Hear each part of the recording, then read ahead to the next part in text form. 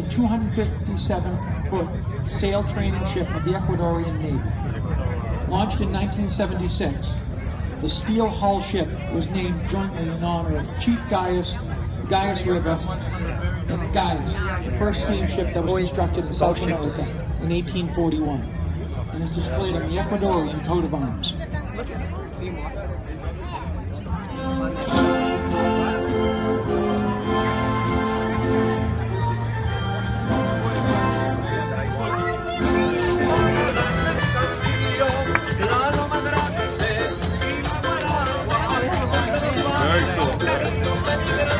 Samba aí, Fé. Mostra toda a sua latino-americanice.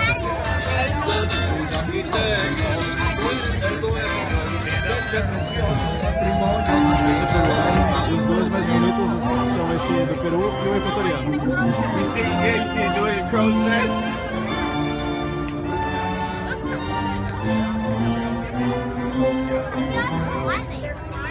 I see one up there. You see them all climbing? Yeah, I see one all the way up there. They're about to pull this in. Dá tchauzinho. All hitting the mast of the ship. Wow. Isso aí.